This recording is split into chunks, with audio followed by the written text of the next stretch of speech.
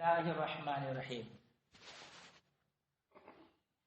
ان عبد الرحمن ابن غنم عن النبی صلی اللہ علیہ وسلم قال من قال قبل ان ينصرف ويثني رجليه من صلاة المغرب والصبح لا الہ الا اللہ وحدہ لا شریک لہ لہ الملک ولہ الحمد بیدہ الخیر یحیی ویمیت وہو علی کل شیء قدیر 10 مرات۔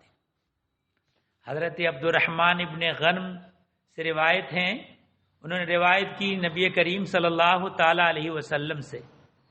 نبی کریم صلی اللہ علیہ وسلم نے فرمایا کہ جو شخص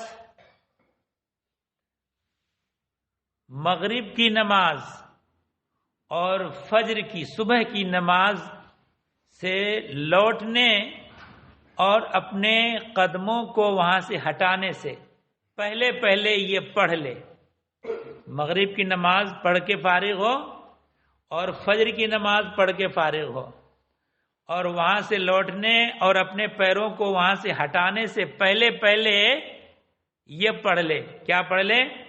لا الہ الا اللہ وحدہ لا شریک لہ لہ الملک ولہ الحمد بیدہ الخیر یحیی ویمیت وہو علی کل شیء قدیر۔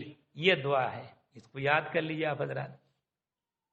اس کا معنی ہوا لا الہ الا اللہ، اللہ کے سوا کوئی معبود نہیں، وحدہ لا شریک لہ، وہ اکیلا ہے، اس کا کوئی شریک نہیں، لہ الملک، اسی کی بادشاہت ہے، وَلَهُ الْحَمْدُ، اور اسی کے لیے حمد اور تعریف ہے، بِيَدِهِ الْخَيْرُ، اسی کے قدرت میں اور اسی کے دست قدرت میں بھلائی ہے، جسے چاہے بھلائی دے، یحیی و یمیت، وہی زندگی دیتا ہے اور وہی موت دیتا ہے، وَهُوَ عَلَى كُلِّ شَيْءٍ قدیر، اور وہ ہر چیز پر قادر ہے۔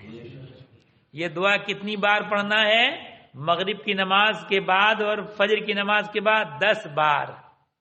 یہ دعا اگر 10 بار پڑھ لے تو کیا ملے گا؟ فرمایا کتب لہ بکل واحدۃ 10 حسنات، ہر ایک کے بدلے میں 10 نیکیاں۔ تو کتنا ہو گیا؟ ایک بار میں 10 نیکی، 10 بار پڑھیں گے تو 100 نیکیاں۔ وَمُحِيَّتْ عَنْهُ 10 سَيِّئَاتٍ، اور اس سے ہر ایک کے بدلے میں 10 گناہ مٹا دیے جائیں گے۔ یہیں پر بس نہیں، وَرُفِعَ لَهُ 10 درجات، اور 10 درجات بلند کر دیے جائیں گے۔ وہ آگے فرمائے وَكَانَتْ لَهُ حِرْزًا مِّن كُلِّ مَكْرُوهٍ، اور یہ دعا اس کے لیے ہر ناپسندیدہ بات سے حفاظت ہو جائے گی۔ وَحِرْزًا مِّنَ الشَّيْطَانِ الرَّجِيمِ، اور دھتکارے ہوئے شیطان سے حفاظت ہو جائے گی۔ وَلَمْ يَحِلَّ لِذَنبٍ أَن يُدْرِكَهُ، کسی گناہ کے لیے روا نہیں کہ اسے پالے، یعنی گناہ اس کے قریب نہیں آئے گا، الا شرک، سوائے شرک کے، یعنی شرک سے اگر اپنے کو بچائے رکھے اور مغرب کی نماز کے بعد اور فجر کی نماز کے بعد یہ دعا پڑھتا رہے تو اس دعا کی برکت سے اللہ تبارک و تعالی اس کو گناہوں سے محفوظ رکھے گا۔ اور آگے فرمایا وَكَانَ مِنْ أَفْضَلِ النَّاسِ عَمَلًا، اور وہ آدمی اللہ کی توفیق سے عمل کے اعتبار سے تمام لوگوں میں سب سے افضل ہو جائے گا۔ إِلَّا رَجُلًا يَفْضُلُهُ، سوائے اس آدمی کے، یعنی سب سے افضل ہو جائے گا مگر ایک کوئی آدمی ایسا بھی ہے جو اس سے بھی افضل ہوگا۔ کون؟ سوائے اس آدمی کے جو اس سے افضل ہو، یقول افضل لمما قال، جو اس نے کہا ہے اس سے بھی افضل کہے تو وہ افضل ہوگا، ورنہ یہ تمام لوگوں میں افضل ہو جائے گا۔ رواہ احمد، اس حدیث کو امام احمد نے روایت کیا ہے۔ وَعَنْ عمر بن الخطاب رضی اللہ عنہ ان النبی صلی اللہ علیہ وسلم بعث بعثا قبل نجد فغنموا غنائم کثیرۃ۔ حضرت عمر ابن خطاب رضی اللہ تعالی عنہ سے روایت ہے، حضرت فاروق اعظم جو دوسرے خلیفہ ہیں، اور حضرت فاروق اعظم رضی اللہ تعالی عنہ کا جلال بہت مشہور ہے نا، اور اتنے بڑے جلال والے تھے کہ شیطان لوگوں کو بہکانے کے لیے پہنچتا ہے، مگر حضرت فاروق اعظم جس راستے سے گزرتے تھے شیطان دہشت کے مارے وہ راستہ چھوڑ دیتا۔ اللہ اکبر، ذرا غور کیجیے، وہ ہے حضرت فاروق اعظم۔ تو فرمائے کہ نبی کریم صلی اللہ تعالی علیہ وسلم نے ایک لشکر بھیجا نجد کی جانب، جس کو آج کل ان لوگوں نے ریاض نام رکھ دیا ہے، اس کا پرانا نام نجد ہے نا۔ تو نجد کی جانب بھیجا، اس وقت وہاں کفار تھے، جنگ کے لیے بھیجا۔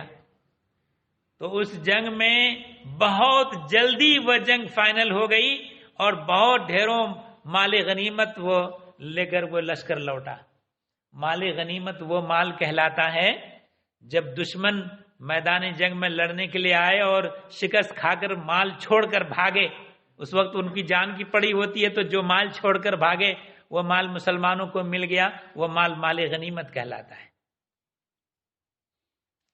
تو کہا کہ فغنموا غنائم کثیرۃ، اور بہت ڈھیروں مال غنیمت انہوں نے حاصل کیا، وہ اسرع الرجعت، اور بہت جلدی لوٹ آئے۔ نجد کی طرف بھیجا تھا اور بہت جنگ ہو گئی اور بہت ڈھیروں مال غنیمت ملا اور بہت جلدی لوٹ آئے۔ فقال رجل منا، ہم میں سے ایک آدمی نے کہا، لم یخرج ما رعینا بعثا اسرع رجعتا، کہ جو ہم نے لشکر دیکھا ان میں سے کوئی بھی لشکر ان لوگوں سے زیادہ جلدی لوٹنے والا اور مال غنیمت زیادہ حاصل کرنے والا کوئی لشکر نہیں، یعنی کسی لشکر کو ہم نے نہیں دیکھا ان لوگوں سے جو زیادہ مال غنیمت اور جلدی لوٹنے والا ہو۔ فقال النبی صلی اللہ علیہ وسلم، تو نبی کریم صلی اللہ تعالی علیہ وسلم نے فرمایا، الا ادلکم علی قوم افضل غنیمتا وافضل رجعتا، کیا تمہیں میں رہنمائی نہ کر دوں اس قوم کی جو غنیمت کے اعتبار سے اور لوٹنے کے اعتبار سے افضل ہوں، زیادہ یعنی زیادہ افضل ہوں، ان لوگوں کے بارے میں نہ بتا دوں میں تمہیں؟ تو فرمایا قوما شہدوا صلاۃ الصبح، یہ وہ لوگ ہیں جو بہت کم وقت میں لوٹ جانے والے اور زیادہ نفع حاصل کرنے والے ہیں۔ کون لوگ؟ شہدوا صلاۃ الصبح، جو فجر کی نماز میں حاضر ہوں جماعت میں۔ ثم جلسوا یذکرون اللہ، پھر بیٹھ جائیں وہیں نماز سے فارغ ہونے کے بعد اور اللہ کا ذکر کرتے رہیں، کب تک؟ حتی طلعت الشمس، یہاں تک کہ سورج طلوع کر جائے۔ تو سورج طلوع ہونے تک مسجد میں بیٹھے رہیں اور اللہ کا ذکر کریں۔ فَأُولَئِكَ أَسْرَعُ رَجَعَةً، تو یہ لوگ بہت جلدی لوٹنے والے ہوئے اور زیادہ نفع لے کر کے، یعنی اتنا زیادہ اجر و ثواب اس میں ملے گا۔ وَأَفْضَلُ غَنِيمَةً، اور غنیمت کے اعتبار سے یعنی نفع حاصل کرنے کے اعتبار سے یہ بہت زیادہ ہوئے۔ رواہ الترمذی، اس حدیث کو امام ترمذی نے روایت کیا ہے، وہ قال ھذا حدیث غریب، یہ حدیث غریب ہے۔ حدیث غریب کہا جاتا اس حدیث کو جس کے روایت کرنے والے راوی کم ہوں، ایک دو ہوں۔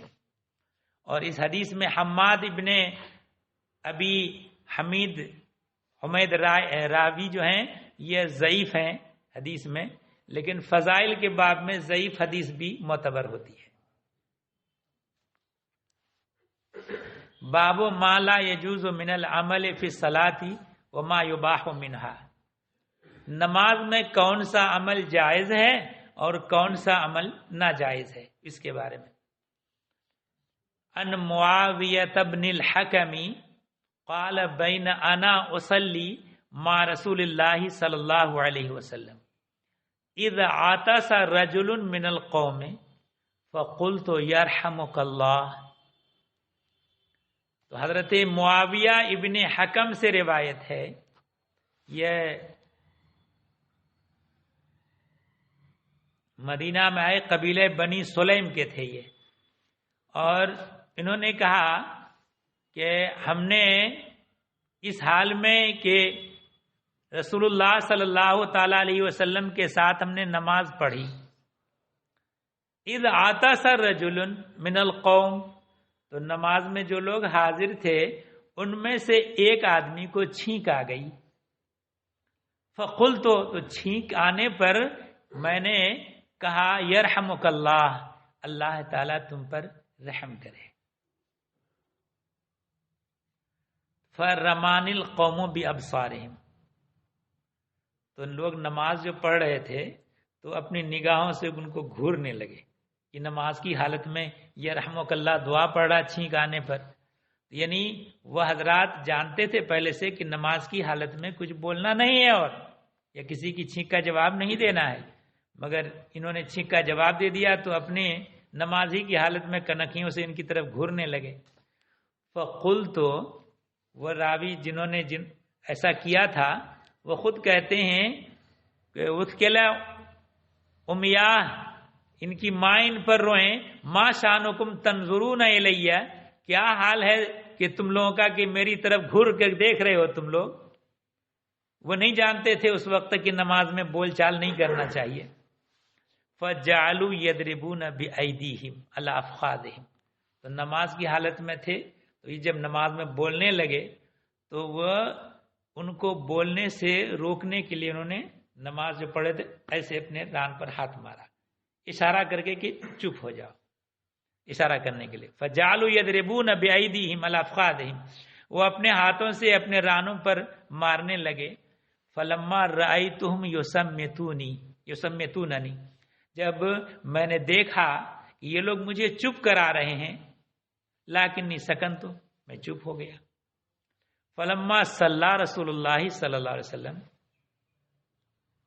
بأبی ہوا و امی، جب رسول اللہ صلی اللہ تعالی علیہ وسلم نماز سے فارغ ہوئے تو یہ راوی خود کہتے ہیں جنہوں نے نماز کی حالت میں یہ بول چال کی تھی نا، یہ خود کہنے لگے کہ میرے ماں باپ ان پر قربان، ما رأیت معلما قبلہ ولا بعدہ احسن تعلیما منہ، میں نے کسی بھی معلم کو، سکھانے والے کو ان سے اچھا تعلیم دینے والا نہیں دیکھا، نہ تو اس سے پہلے نہ اس کے بعد. چونکہ نماز کی حالت میں نے بول دیا تھا، یرحمک اللہ کہہ دیا تھا، اور یہ بھی کہہ دیا کہ تم لوگ کیوں ہماری طرف گھور کے دیکھ رہے ہو، یہ سب باتیں کہہ دی تھیں. اس کے باوجود بھی وہ کہتے ہیں ما قہرنی ولا ضربنی ولا شتمنی، نبی کریم صلی اللہ علیہ وسلم نے مجھ کو ناپسند نہیں کیا، نہ تو مجھے مارا نہ مجھے سخت کہا. یعنی اس بات پر نبی کریم صلی اللہ علیہ وسلم ناراض نہیں ہوئے.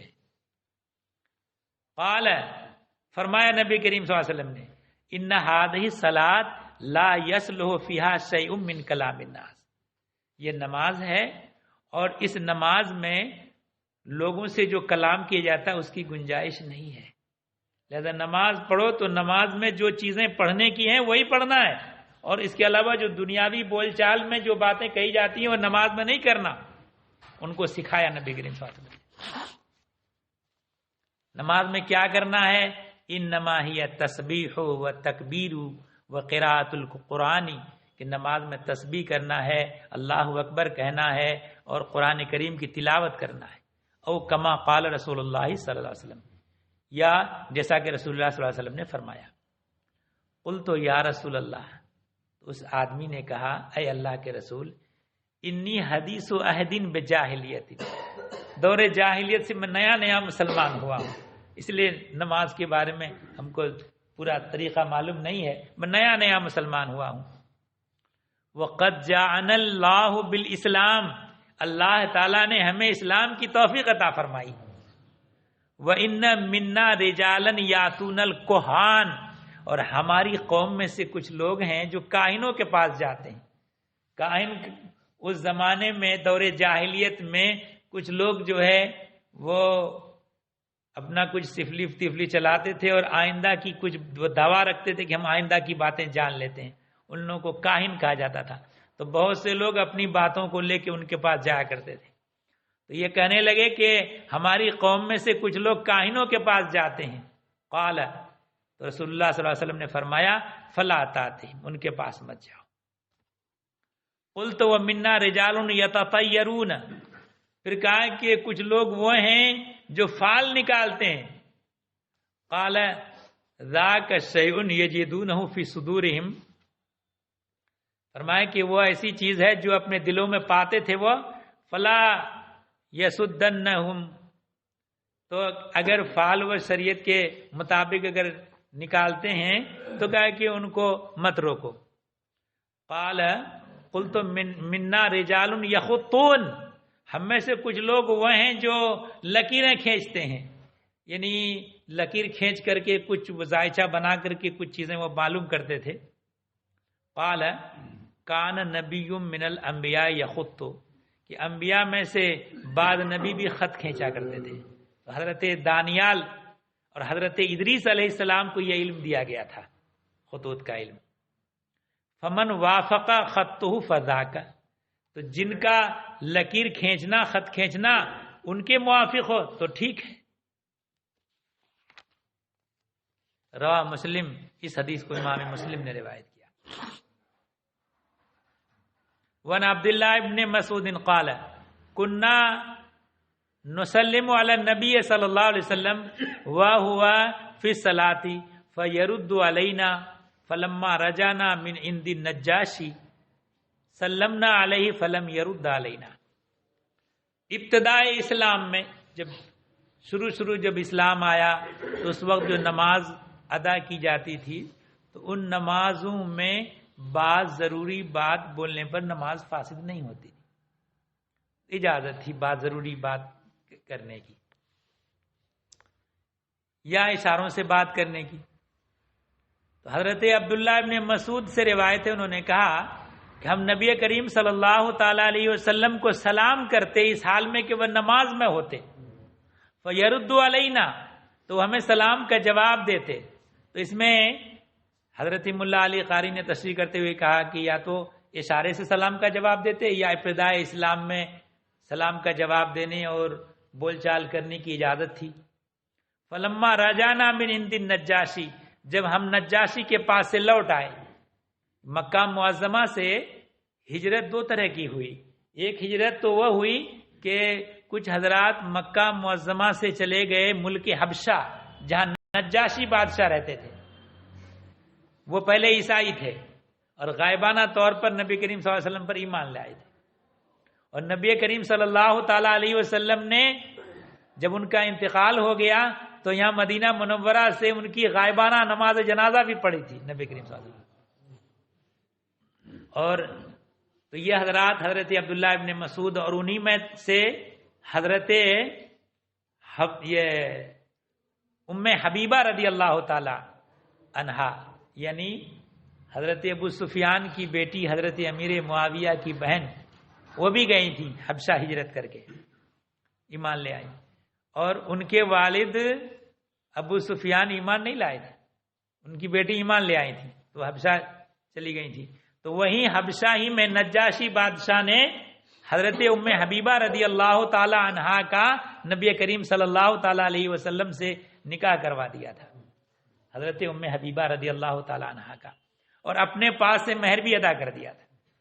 اور مہر کتنا روایت میں اختلاف ہے. ایک روایت میں 4000 دینار ہے. تو 4000 دینار کا اگر اس زمانے میں حساب لگائیں گے تو 15 کلو سونا ہوتا ہے. تو وہ سونا اپنے پاس سے انہوں نے، سب سے زیادہ امہات المومنین میں اگر کسی کا مہر تھا تو حضرت ام حبیبہ رضی اللہ تعالیٰ. تو حضرت عبداللہ ابن مسعود رضی اللہ تعالیٰ عنہ پہلے ہجرت کر کے حبشہ گئے، اب نجاشی کے پاس وہاں سے لوٹے اور پھر نبی کریم صلی اللہ علیہ وسلم کی بارگاہ میں پہنچے اور نماز کی حالت میں سلام کیا. فلم یرد علینا، تو نبی کریم صلی اللہ علیہ وسلم نے سلام کا جواب نہیں دیا. فقلنا، تو حضرت عبداللہ ابن مسعود کہتے ہیں میں نے عرض کی اے اللہ کے رسول، یا رسول اللہ، کنا نسلم علیک فی الصلاۃ فترد علینا، کہ پہلے ہم آپ کو نماز کی حالت میں سلام کرتے تھے تو آپ سلام کا جواب دیتے تھے. فقال، تو رسول اللہ صلی اللہ علیہ وسلم نے فرمایا، ان فی صلاتی لشغلا، کہ نماز میں شغل ہے، یعنی ذکر کرنا ہے، تسبیح پڑھنا ہے، اللہ اکبر کہنا ہے، قرآن کریم کی تلاوت کرنا ہے، اب کوئی بات چیت نہیں کرنا ہے. تو اس کے بعد سے دنیاوی کلام میں سے کوئی بات اگر بولیں گے نماز کی حالت میں تو نماز فاسد ہو جائے گی. یہ حدیث متفق علیہ، امام بخاری امام مسلم دونوں نے اس حدیث کو روایت کیا ہے. وعن معیقب عن النبی صلی اللہ علیہ وسلم فی الرجل یسوی تراب حیث یسجد. معیقب سے روایت ہے، انہوں نے روایت کی نبی کریم صلی اللہ تعالی علیہ وسلم سے اس آدمی کے بارے میں جو جہاں سجدہ کریں وہاں مٹی برابر کرتے.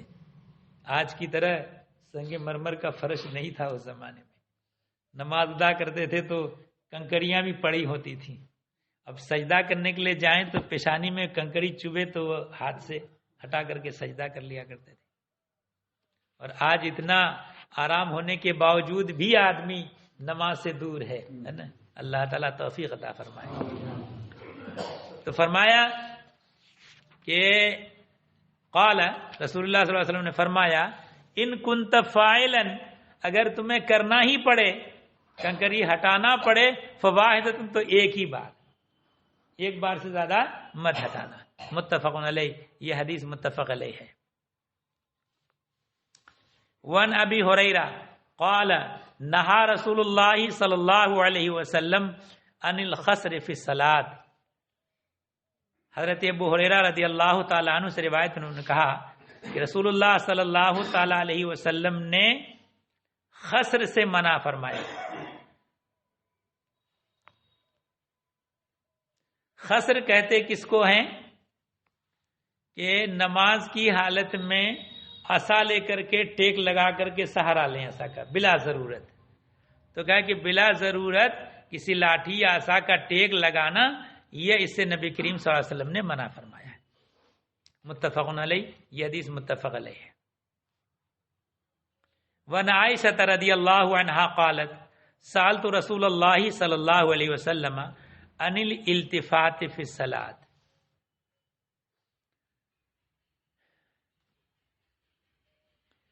کہ حضرت صدیقہ رضی اللہ تعالی عنہا سے روایت، انہوں نے کہا کہ میں نے رسول اللہ صلی اللہ تعالی علیہ وسلم سے سوال کیا نماز کی حالت میں ادھر ادھر متوجہ ہونے کے بارے میں، کہ نماز میں کو پڑھتا ہو تو ادھر ادھر متوجہ ہے، تو اس کے بارے میں.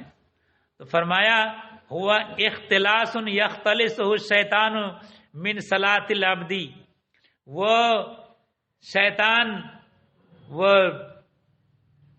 بھٹکاتا ہے بندے کی نماز سے، شیطان ادھر ادھر بھٹکاتا ہے. تو معلوم ہوا ہے کہ نماز کی حالت میں آدمی کو قیام کی حالت میں جس جگہ سجدہ کرتے ہیں اس جگہ نظر رکھنا چاہیے اور ادھر ادھر چہرے کو پھیرنا نہیں چاہیے.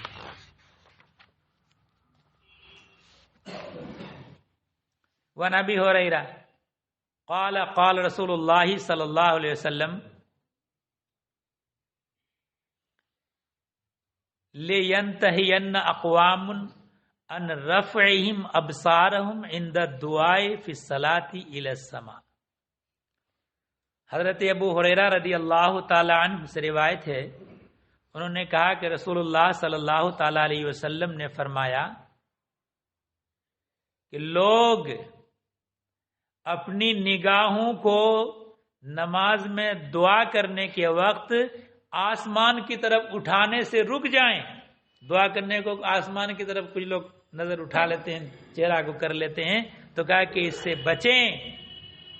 اولا تخطفن ابصارہم، کہ ورنہ یہ کہ ان کی نگاہیں اچک لے جائیں. یعنی نماز کی حالت میں دعا کرنے میں آسمان کی طرف نظر اٹھانا نہیں ہے، خوف ہے کہ نگاہ کمزور ہو جائے. وعن ابی قتادہ قال رأیت النبی صلی اللہ علیہ وسلم یؤم الناس و امامۃ بنت ابی العاص علی عاتقہ. حضرت ابو قتادہ رضی اللہ تعالی عنہ سے روایت ہے، انہوں نے کہا کہ میں نے رسول اللہ صلی اللہ تعالی علیہ وسلم کو دیکھا اس حال میں کہ وہ قوم کی امامت کر رہے تھے، اور حضرت امامہ بنت ابی العاص، حضرت نبی کریم صلی اللہ علیہ وسلم کی ایک بیٹی کا نام زینب تھا، وہ حضرت ابو العاص رضی اللہ تعالی عنہ کے نکاح میں تھی.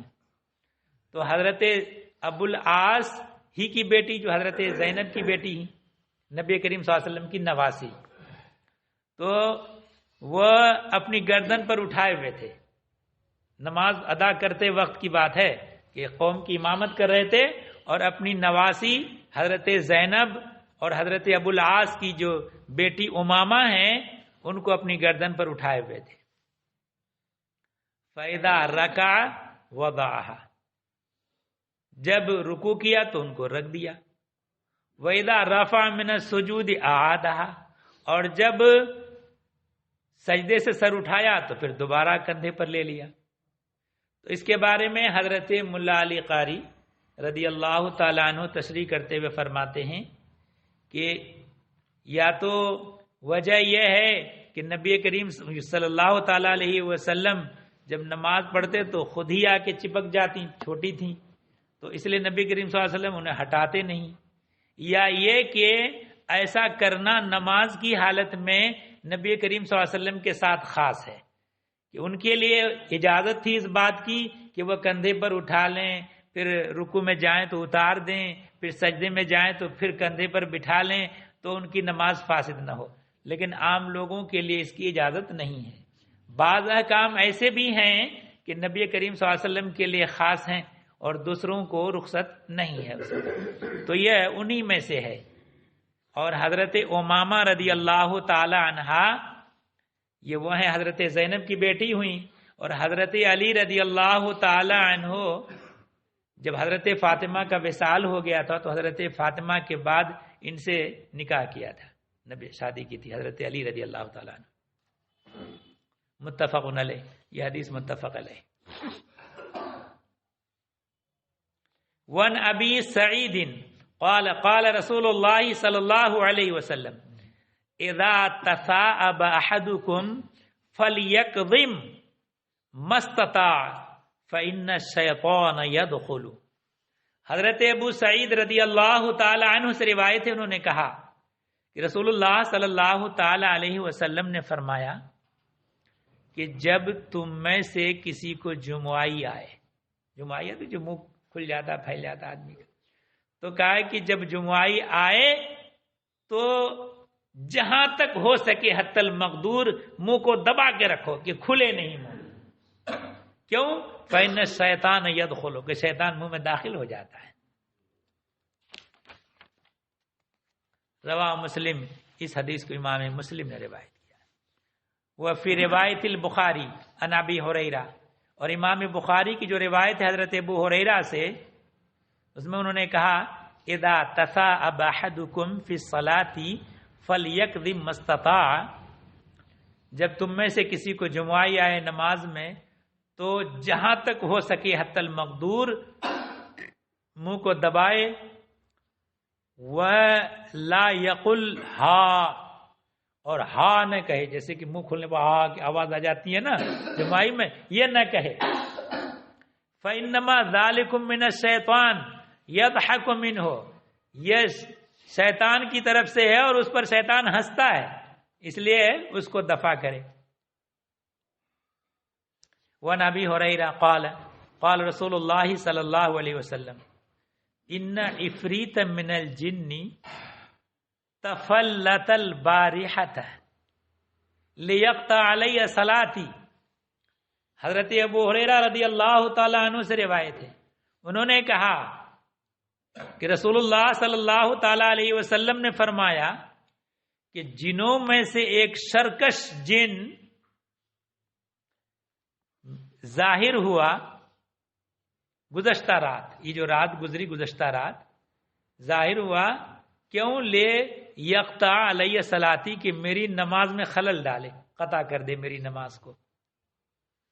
فَأَمْكَنَنِيَ اللَّهُ مِنْهُ، تو اللہ نے اس سے مجھ کو قدرت دی، یعنی اس پر قابو دے دیا، اس شیطان پر اللہ نے مجھے قابو دے دیا۔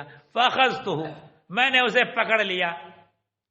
فَأَرَدْتُ أَنْ أَرْبِطَهُ عَلَى سَارِيَةٍ مِّن سَوَارِ الْمَسْجِدِ، تو میں نے ارادہ کیا کہ مسجد کے ستونوں میں سے ایک ستون سے اسے باندھ دوں اس شیطان کو۔ حَتَّى تَنْظُرُوا إِلَيْهِ كُلُّكُمْ، یہاں تک کہ تم سب لوگ اسے دیکھ لو۔ فَذَكَرْتُ دعوت اخی سلیمان، مجھے یاد آ گئی میرے بھائی سلیمان علیہ السلام کی دعا۔ حضرت سلیمان علیہ السلام نے رب تعالیٰ کی بارگاہ میں دعا کی تھی،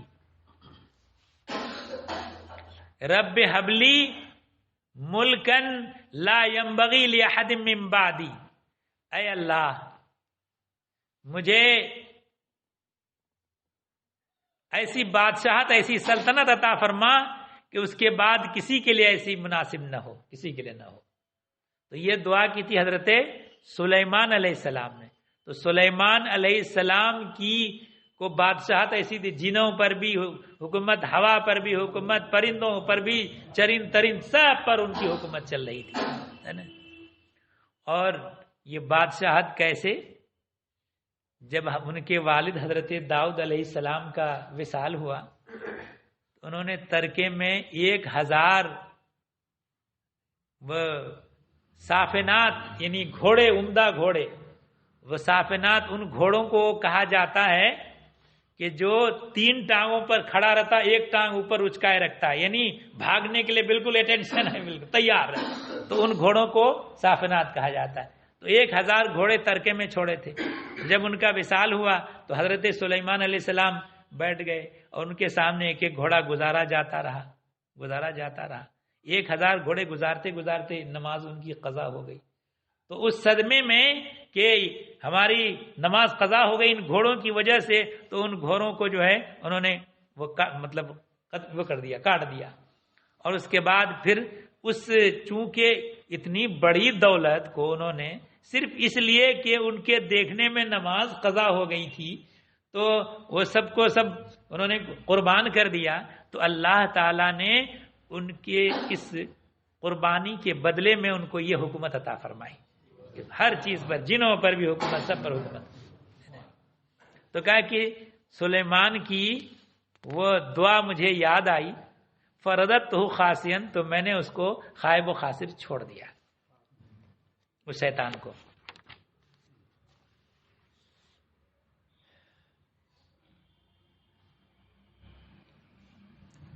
وعن سہل بن سعد قال قال رسول اللہ صلی اللہ علیہ وسلم من نابہ شیء فی صلاتہ فلیسبح فانما التصفیق للنساء۔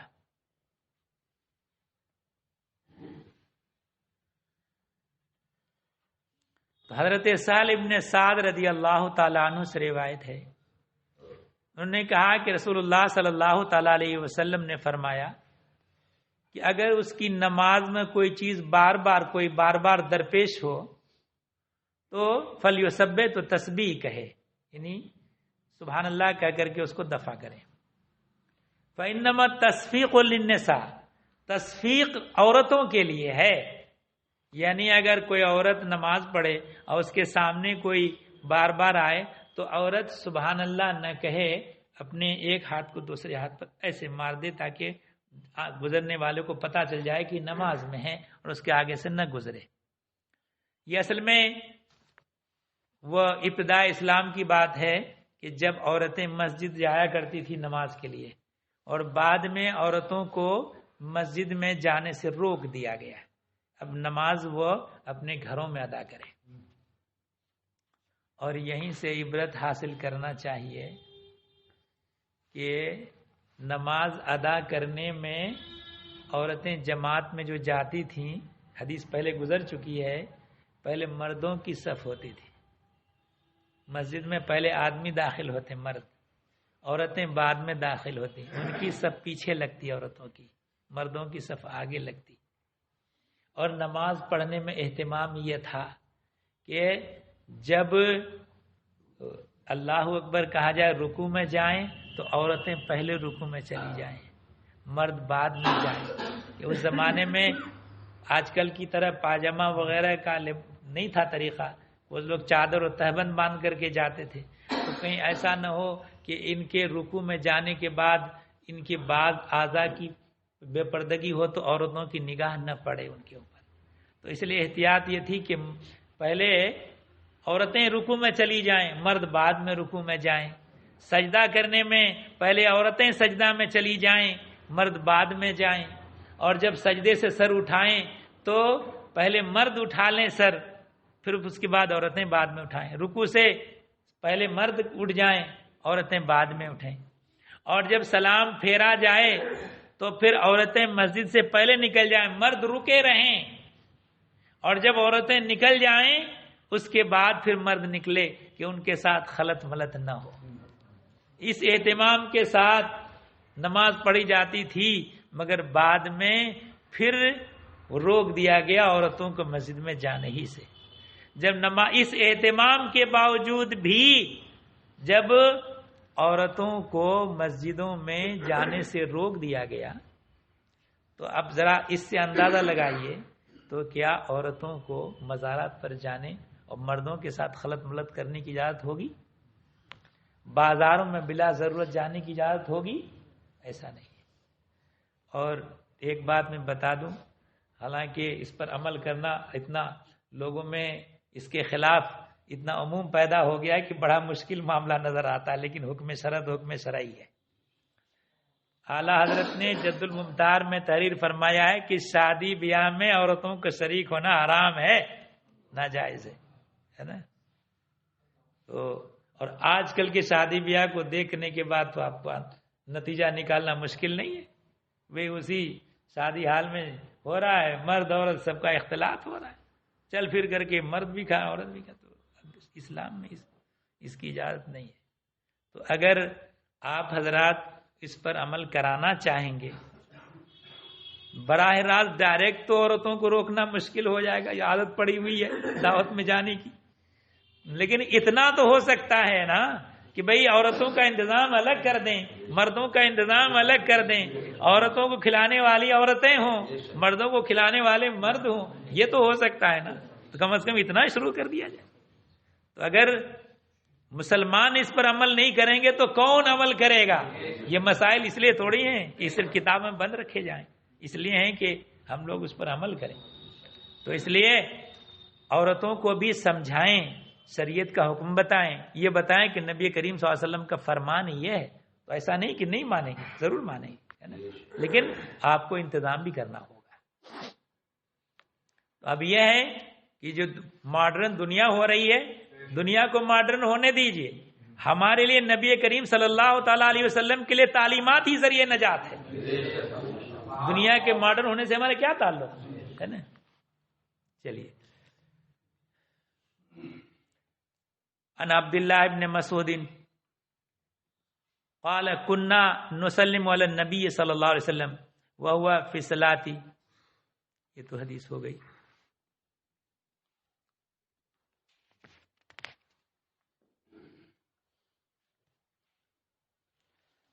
قال انہی سے روایت ہے انما الصلاۃ لقراءۃ القرآن وذکر اللہ فَإِذَا كُنْتَ فِيهَا فَلْيَكُنْ ذَلِكَ شَانَكَ. انہوں نے فرمایا کہ نماز کس کے لیے ہے؟ قراءت قرآن کے لیے، اللہ کے ذکر کے لیے. جب تم نماز میں ہو تو چاہیے کہ تمہاری شان یہی ہونا چاہیے کہ قرآن کریم کی تلاوت کرو اور نماز ادا کرو، ذکر کرو. وعن ابن عمر قال قلت لبلال كيف كان النبي صلى الله عليه وسلم يرد عليهم حين كانوا يسلمون عليه وهو في الصلاة.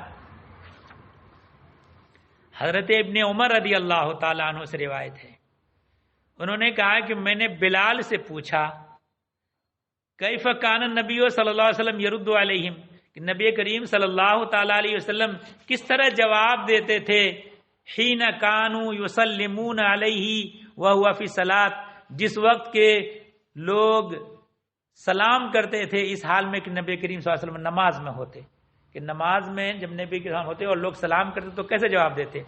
قال کان یشیر بیدہ، اپنے ہاتھ سے اشارہ کر کے جواب دیتے ہیں۔ رواه ترمذی، اس حدیث کو امام ترمذی نے روایت کیا۔ یہ ابتدائے اسلام کی بات ہے، اور بعد میں اب یہ ہے کہ کوئی بندہ نماز ادا کر رہا ہو تو دوسرے کو چاہیے کہ وہ سلام نہ کرے نماز کے وقت، قرآن کریم کی تلاوت کر رہا ہو تو بھی اس وقت سلام نہ کرے، کوئی مدرس پڑھا رہا ہو، درس دے رہا ہو دینی کتاب کا، تو اس حالت میں بھی کوئی سلام نہ کرے، اور اگر سلام کر دیا درس دیتے وقت، قرآن کریم کی تلاوت کے وقت یا کھانا تناول کرتے وقت، اس سلام کا جواب دینا واجب نہیں ہے۔ اللہم صلی علی سیدنا محمد۔